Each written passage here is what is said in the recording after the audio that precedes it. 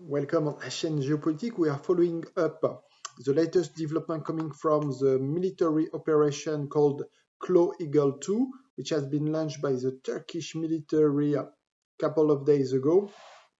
So far, 53 combatants from PKK has been killed, according to the Turkish military. So we will talk in this video how come the Turkish army decided to bomb the northern part of Iraq, and it is a legal operation based with the consent of the Iraqi government and the Kurdish regional government. So that's what we will talk in this video. So on Wednesday, 13 Turkish citizens has been executed by PKK. They were taken in hostage. They were captured. Those people, they were kidnapped in 2015, and since then they were kept in a secret place in Kandil, Mount Kandil. I mean, which it's like the stronghold of PKK on so northern part of Iraq, close to the Turkish border. And so the execution of those 13 Turkish citizens has pushed the Turkish army to to intensively bomb the northern part of Iraq, the Kandil Mound, where are where are the, where lie all those PKK fighters. So far, this operation has resulted in the deaths of 53 of those PKK combatants, and also 3 senior commanders has been captured on ground. So it means that we have air operation as well as a ground operation from the Turkish army.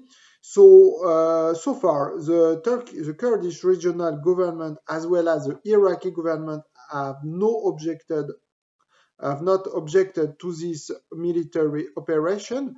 Because as it is a foreign territory, the Turkish army needs to get the consent of the local and the national authorities. For the Kurdish regional government, PKK is clearly a threat also to the existence of this Kurdish regional government, because there is an ideological gap. I mean, PKK is much more Maoist orientated with violence actions, while the Kurdish regional government has a let's say moderate point of view with condemning, I mean, the use of force.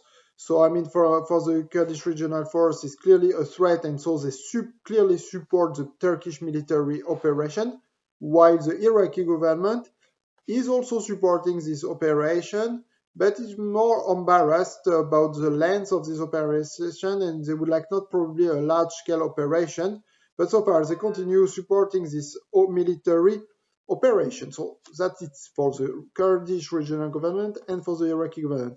What about the US government?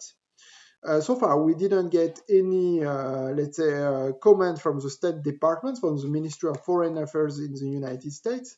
However, we know that the United States have supported, let's say, the Syrian branch of PKK, which is called PYD, and also the, let's say, the military wing of PYD, which is YPG.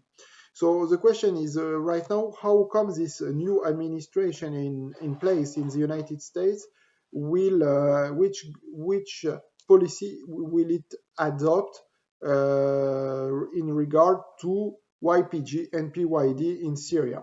So it's not yet, it's unclear whether this new administration will let's say keep the same policy than the previous administration, which supported PYD and YPG, the newly declared entity called Rojava, which has put in rage, I mean, the Turkish authorities, which considered, I mean, those authorities in Rojava as terrorist entity, due to the fact that they used in the past violence, and they're still using violence against the Turkish territory.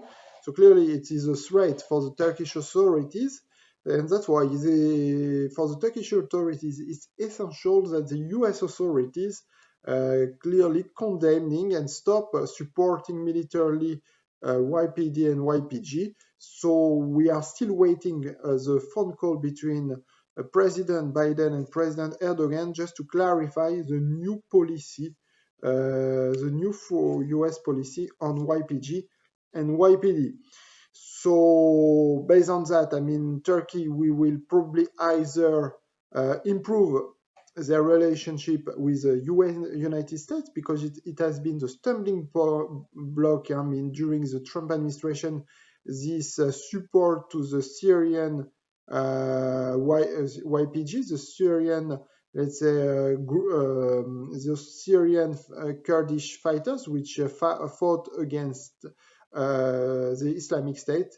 But probably we hope from the Turkish authorities to hope to turn the page of those Trump administration and this support to Marxist, to this Maoist, I mean, rather Maoist than Marxist group. And there's really, we hope from Turkish authorities to turn the page and also to get the support about those bombings in northern Iraq. And probably this operation in northern Iraq will continue over the next days, because clearly there is a very, let's say, large objective from the Turkish authorities, which is simply to eradicate. I mean, it's a big word, but I mean, it's perhaps unrealistic objective, but at least to really to undermine the, let's say, the capacity of PKK to let's say to lead